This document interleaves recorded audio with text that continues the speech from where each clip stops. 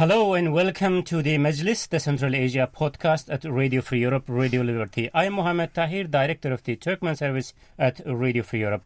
Gunfire in clashes around the Tajik-Afghan border is not new, but on March 5th there was an open confrontation in which two people were killed. One is reportedly a Tajik border guard. According to Tajik State Committee for National Security, the fighting erupted when several people crossed into Tajik territory from Afghanistan. Although there is conflicting reports about the identity of those people, some suggesting them as drug traffickers.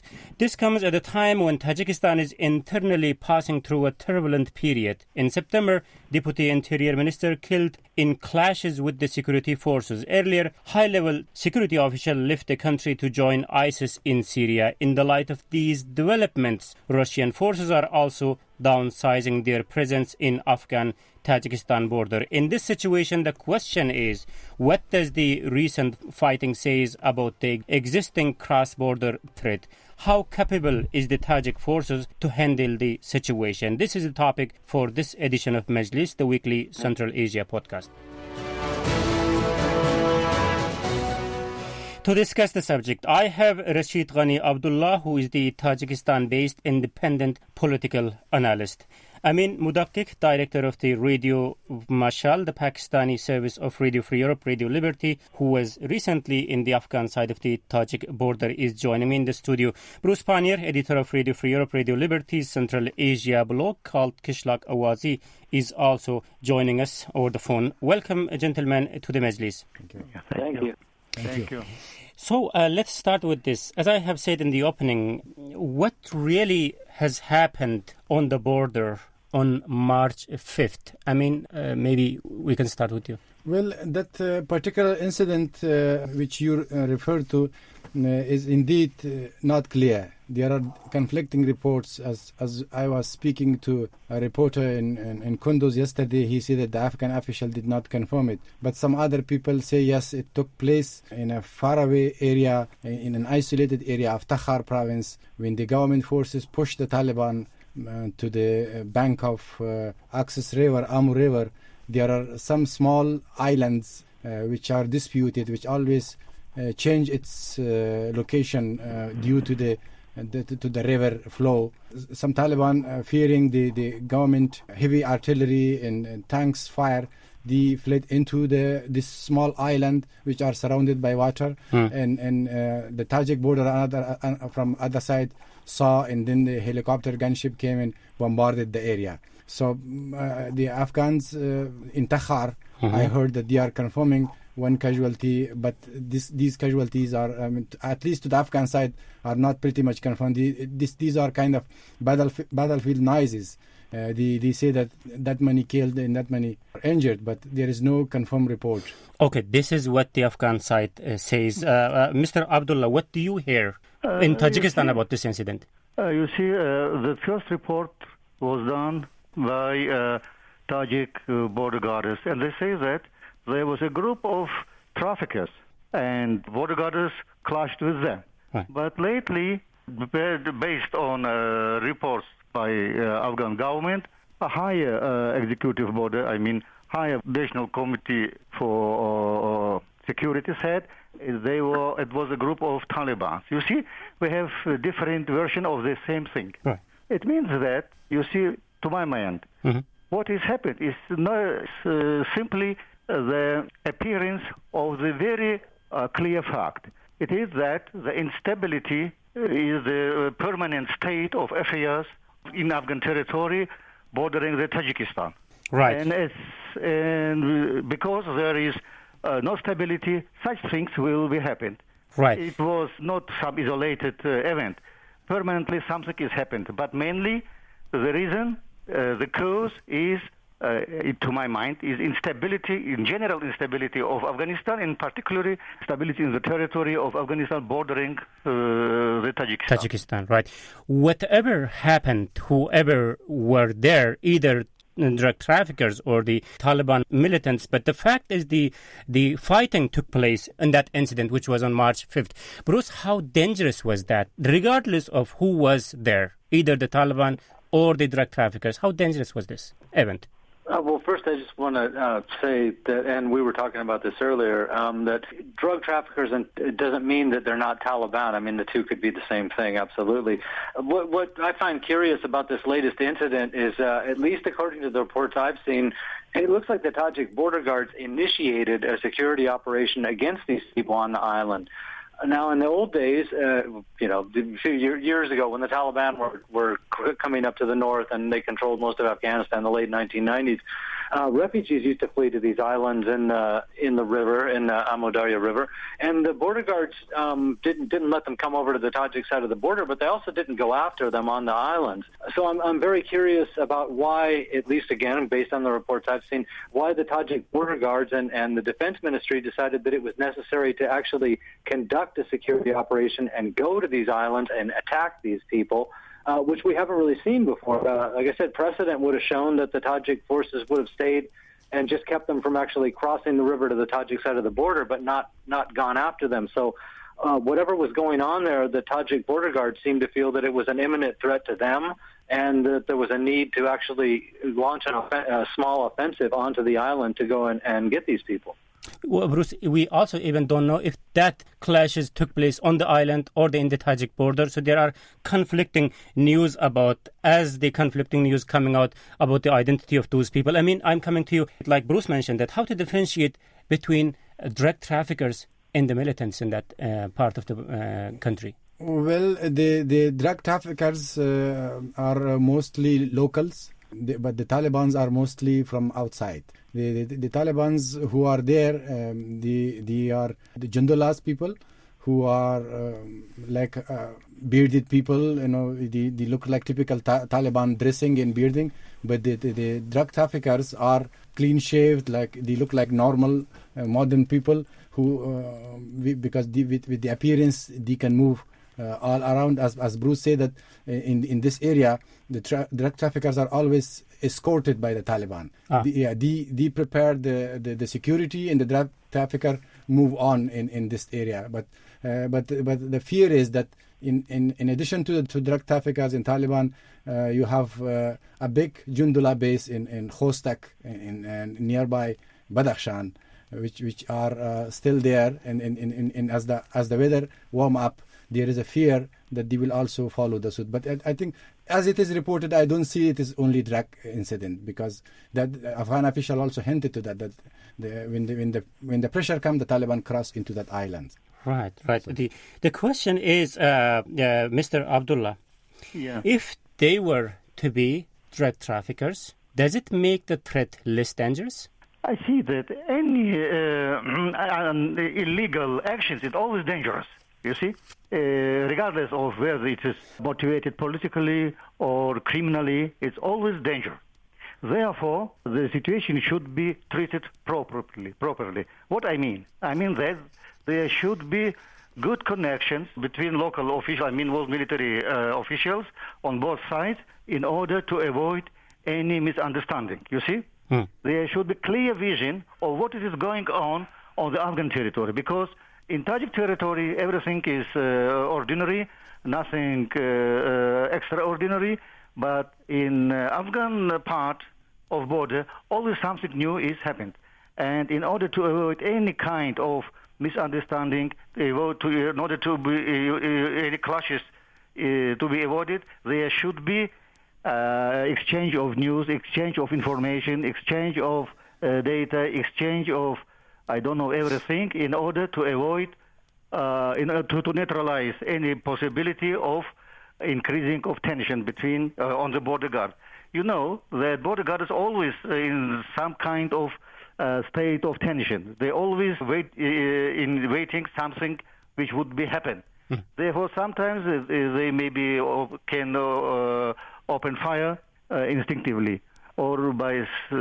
Therefore, in order to avoid any kind of incidents, I see that there should be good connections between both sides, in order both sides will be able operatively to discuss the situation, to study the situation, and come to mutual understanding regarding this or that event. So there is no proper channel of communication between Tajikistan and Afghan border guards. Is it what you are saying? It seems like this because you see, but it's very difficult to establish a good channel of change of information, because when the whole state is unstable, when there are a lot of field commanders, that there are everybody who can gather around himself 10, 20, 50 person, consider himself a source of law and everything, it's very difficult to something to be exchanged. Therefore, I see that efforts should be done, should be spent in order to bring calm to the country, you see. Otherwise, Afghanistan will be a permanent source of disturbances for everybody. In my opinion, we should see the root of problem. The problem is that Afghanistan is divided. There is no strong government. There is no strong government which is able to control the whole territory. In my opinion, that situation should be changed. But how? I mean only through one way, through launching the whole nation negotiations between all parties, all forces which have this or that kind of influence in the country. We should, just like it was done in Tajikistan approximately 20 years ago when peace talks was launched, and through this Tajikistan came to stability. Why it couldn't be implemented the same model in Afghanistan? Yeah, it appears that the Afghan government is trying to speak to all parties from last several years now, but what's also clear is that it is not reaching to the point which could bring stability to the country. Bruce, the one point Mr. Abdullah mentioned is that there is not much of a exchange of information between two sides and that border. I'm curious, what will it help even if there is exchange of information? Because in the Afghan side of the border, the Afghan official security forces are not in charge. Yeah, well, that is a big problem. And to be fair here, it is not just the Tajik-Afghan border; it's Afghanistan's borders with everybody else too that have this problem. Yes, of course, there does need to be a level of confidence on both sides of the border. It would help things a lot if the Tajik authorities would know that if their border guards see a suspicious group walking along the southern side of the river, that they could call somebody on the Afghan side and tell them that they have some concerns about some band of people that's out there. We don't know, we don't really know what the level of cooperation is. I imagine it changes from place to place. Probably some of the relationships are really good when they actually are within visual range of each other and can communicate with each other. But in some cases, let's face it, Afghanistan, unfortunately, has been treated by the international community for really 30 years as kind of a potential contagion. And people are afraid to let Afghan problems spill into their borders. So the usual response to the problems in Afghanistan is to seal off your own border with the country to the best of your ability and hope that nothing from Afghanistan comes across. There was a good point about the fact that, who are you going to be in contact with? If you're on the Tajik side of the border, do you contact the local militia commander? Do you try to get in touch with the Afghan military? Do you try to get through to Kabul? These are real problems, especially in a situation that's unfolding very, very rapidly, where you can't wait for an answer. You have to have some kind of contact very quickly so that you can decide your next course of action, and you might only have a few minutes to do that. Right. Let's take a short break here. When we come back, we will discuss about Tajik forces' presence on the border and their ability to handle the situation.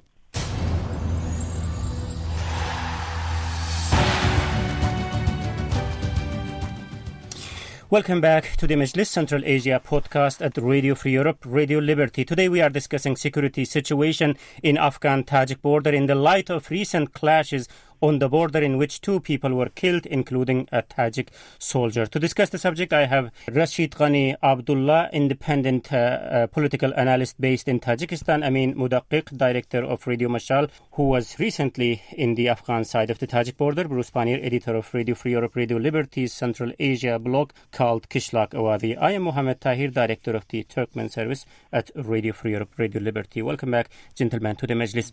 Now, I think all of us agree that whatever has happened, either that was the only drug traffickers or the people who have some connection to both sides, drug traffickers or the militants, some illegal activity has happened in which Tajik forces have responded to that. But looking into the Afghan side of the border, there are so many other elements that can threaten the border. Militants, among them are Central Asians, especially Tajik militants are based there. In recent days, local officials, I mean, you were mentioning just a few minutes ago, in the Afghan side of the border, a number of occasions Afghan officials said that those militants have crossed into the Tajik territory when they came under pressure by the advancing Afghan forces.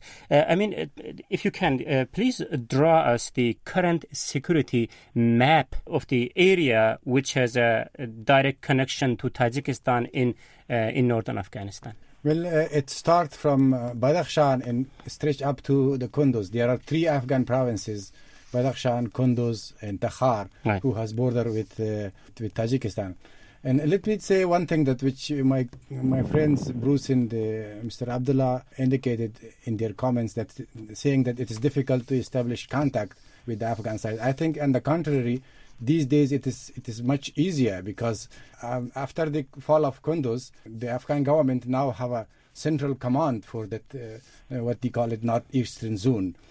So both of the police, Pannier Zonal Command, and the Afghan military 20th Division is now based in Kunduz, who both of these military entity are in charge of the whole area from Badakhshan to Kunduz. I mean, there is now a source which is in charge of overall military situation or security situation placed in Kunduz, that the Tajik side can easily contact them and get a response. But the problem is, I think, that both governments do not take this cooperation seriously. When the Tajik launch an operation, they do not coordinate with the Afghan side, with the 20th Division, which is based in Kunduz, or 707 Pannier Police Division, which is based in Kunduz.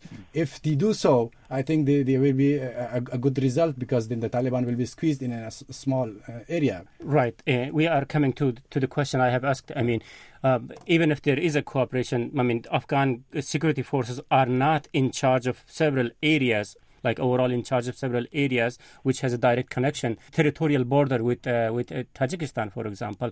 So can you give us an idea how those areas bordering to Tajikistan looks like in northern Afghanistan? Who's in charge of what? Well, in Badakhshan side, as I see it, most of the area in country are under the government. Mm-hmm. But there are some pockets which is a bit far away from Tajik area. The fortunate thing is that the area where militants are based, not all of them are on the Tajik area. They are rather in the mountainous area, in the mountains, in a tough and rough mountains. The area close to the border, I mean, the area alongside the access river, in most part, they are controlled by the government. But there are some pockets which the militant can get access to that pockets. In that particular area, I think the main reason that they are succeeding is that is the lack of cooperation, the lack of contact between the Tajik and Afghan forces. As the Afghan forces were complaining in Takhar that in this particular incident were already informed about this to the Tajik side, but they didn't take it seriously. Mm-hmm. The key point is that both forces should be alert and quick to respond to an incident. If there is anything happening on the Tajik side,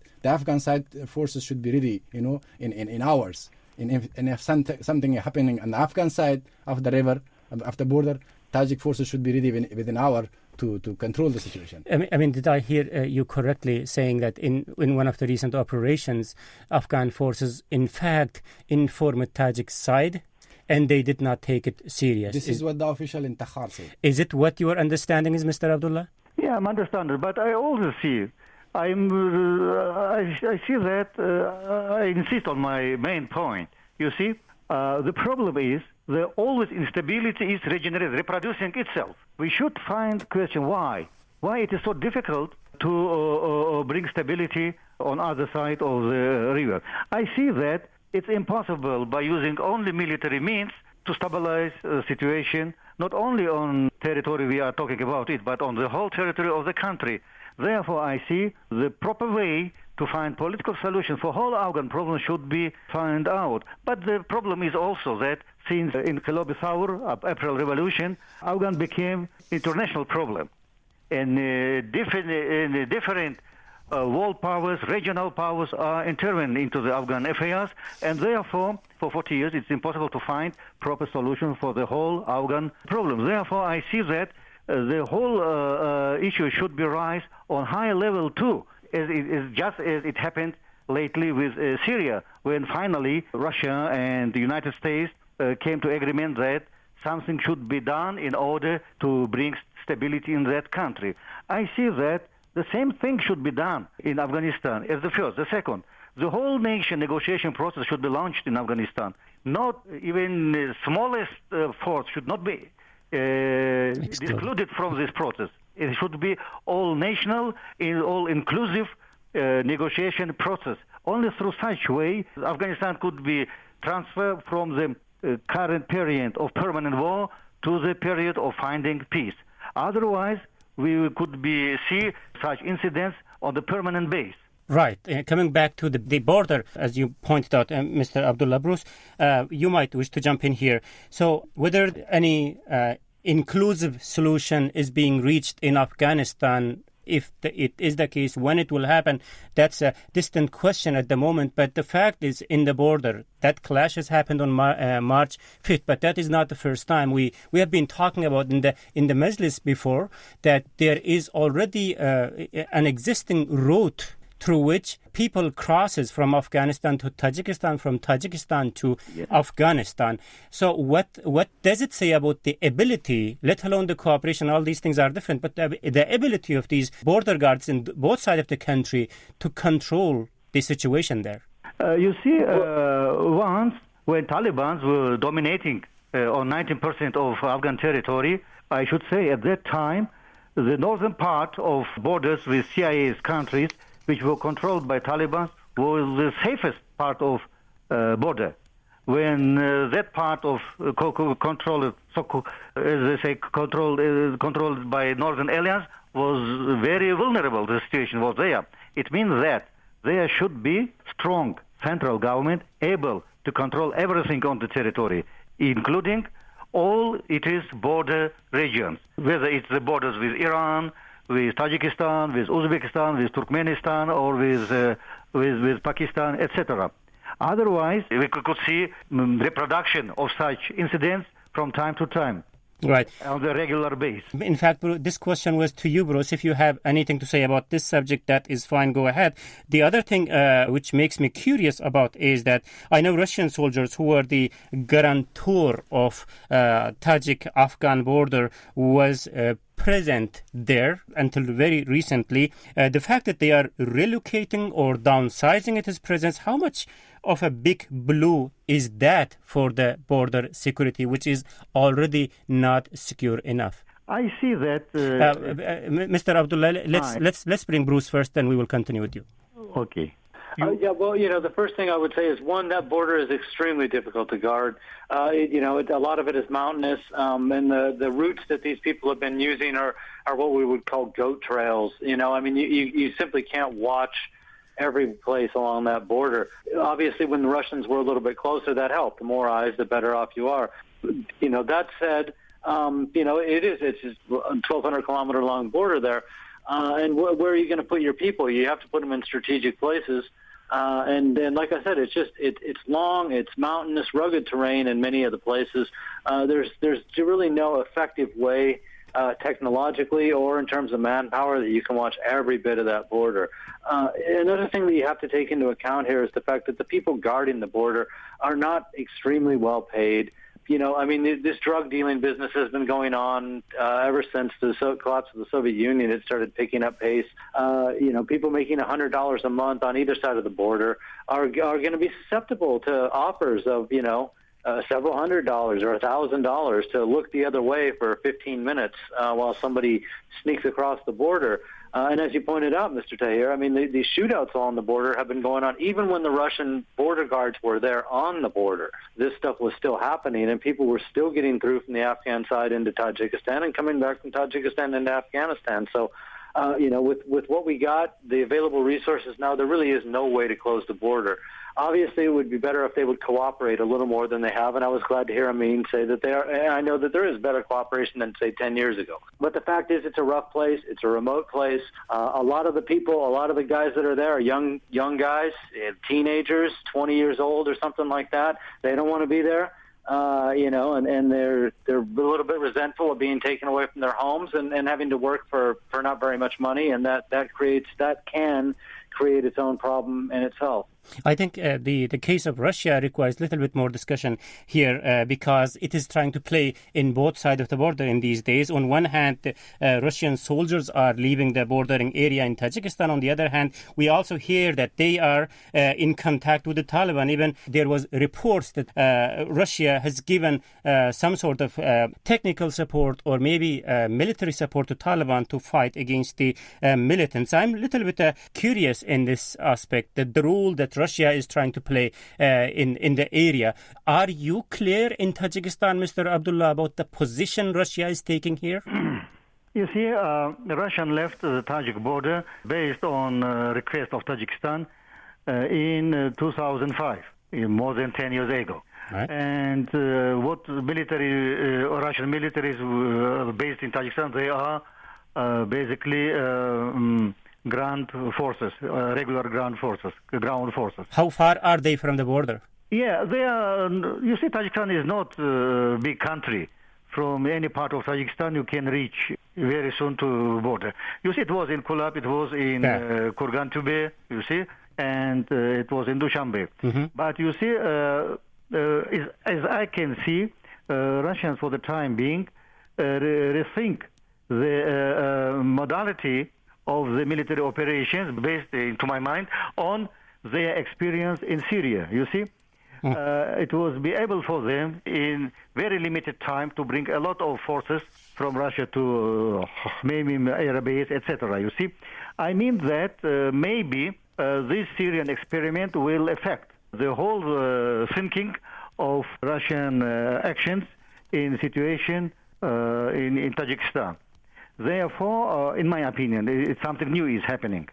Maybe they will not be in a need to keep a large forces in, as it was previously in Tajikistan, but having something like bases to where they could transport what they will be need in the case of necessity by the request of Tajikistan, of course. You see, I think that something is going on from this point of view, some innovations. I don't know how to explain it.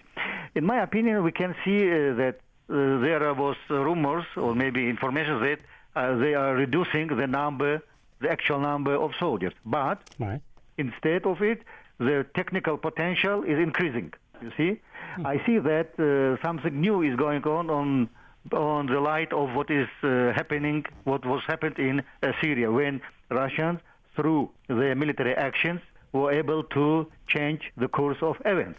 You see, maybe the same tactics they will consider as more useful even for Tajikistan. However, they keep some number of, they maybe transfer division structure to the brigade structure, something like it, I heard. We are also hearing that Russia is downsizing number of soldiers and operations or activities in Tajikistan. Bruce, how do you read this? On one hand, we hear that Russia is in contact in this or the other way with the Taliban militants who are the threatening force in the Afghan side of the border. On the other side, Bruce, I'm coming to you. On the other side, Russia is downsizing. It is a presence in Tajikistan. Bruce, how do you read this contrast? You see, Mr. Abdullah, let's let Bruce talk here. What he says. I'll just be real quick. Well, one, of course, the easy answer for Russia's downsizing is the financial problems that Russia's having, and that's certainly something to consider. I know that the Russian defense ministry has been claiming this makes them more mobile, and that fits in quite well with Mr. Abdullah has been saying that, in fact, that they're bringing in more helicopter gunships and armor and things like that, so they don't need as many people because the firepower has actually increased because of these heavy machines that they're bringing in. At the same time, Russia's always played a very strange role in Tajikistan. Certainly during the Civil War, it was uncertain exactly what some of the things that they were doing. And in terms of militants, we saw that the Islamic movement of Uzbekistan, when they were supposed to be expelled from Central Asia entirely, it was Russian helicopters that brought them to Afghanistan and let them out there in 1999, and then they came back across the border in some cases within a matter of a few weeks, and there was other incidents like that too. So this latest meeting with the Taliban, of course, a suspicious mind would have problems with this, and I can understand why it might cause some concern for people in the Tajik government, because the Russians did not announce they were going to hold talks with the Taliban, and then they did, and finally they admitted that. And what was even more frustrating, I imagine you would say, for the Tajik authorities was that apparently they brought the Taliban representatives to the base of the 201st in Tajikistan to conduct these negotiations without apparently informing the Tajik government that this was going on. So if you're the Tajik government right now and you've listened to years, like Mr. Abdullah said, the border guards were there until 2005. Well, for the last 10 years, most of the last 10 years, Russian officials have said, you should let us put our border guards back there, because that's the ultimate defense for you guys and for the greater Commonwealth of Independent States. And the Tajik government has resisted this. So, now you have a small uptick in activity along the border, and it comes on the heels of Russia having so-called secret negotiations with the Taliban, and it's unclear why these had to be secret. The Chinese have entered in negotiations with the Taliban without it being secret. Okay. If you're in Dushanbe, you have to wonder whose side is Russia on? Ultimately, they're on Russia's side, of course. But, I mean, is this an ally, or are they going to try to force Tajikistan into taking a course of action that suits the Kremlin? You also wonder about lots of other things. I mean, how things are going to develop in the future would be a big question to answer. And let's wrap up our discussion with answering that final question. I will start, Mr. Abdullah, with you. So how do you see things are developing in that specific area of border going forward? In my opinion, some kind of cooperation, more effective cooperation, will be established between Tajik forces and their counterparts from Afghanistan. But providing that those Afghan counterparts, will be on the permanent and stable base on the border and the country, that they will be able to control the territory. At that time, it will be, I think, that some kind of good cooperation relations will be established.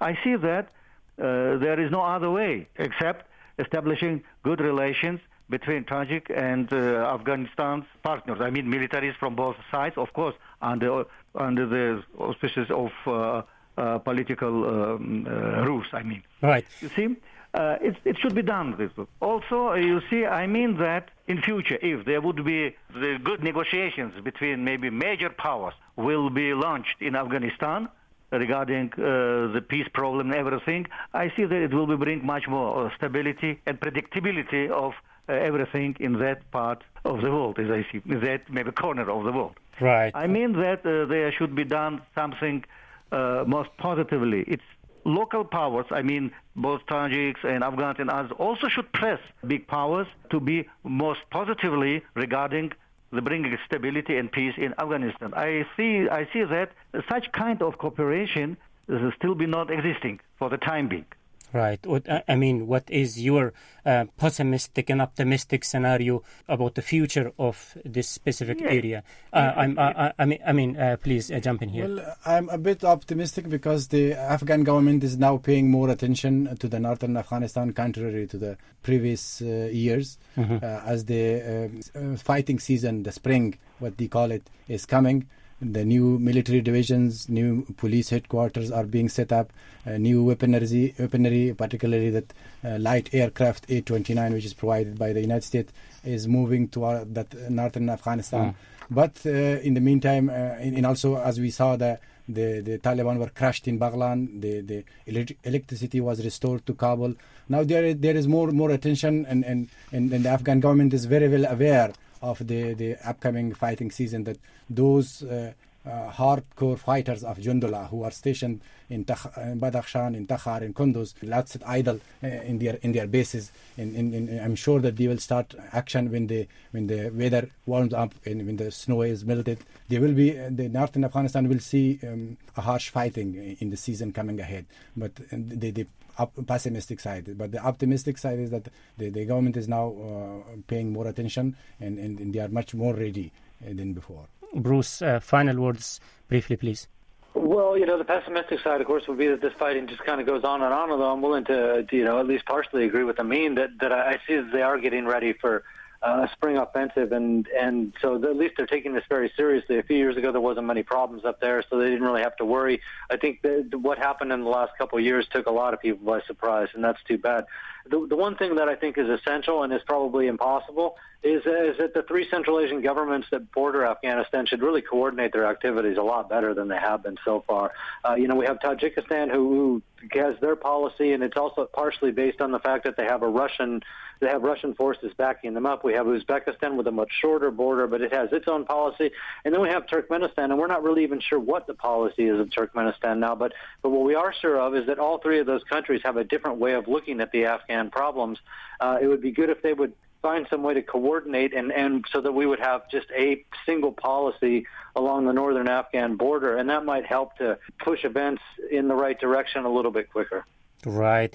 Thank you, Bruce Pannier, editor of Radio Free Europe, Radio Liberty, Central Asia blog, Kishlak Owazi, for your insightful comments. Also, big thanks goes to Rashid Ghani Abdullah, who is the Tajikistan-based independent political analyst, and Amin Mudaqiq, director of Radio Mashal, the Pakistani service of Radio Free Europe, Radio Liberty. Thank you very much for your participation in the Majlis, gentlemen. Thank you much. This is it from me, Mohammed Tahir, director of the Turkmen service of Radio Free Europe, Radio Liberty. Bye-bye.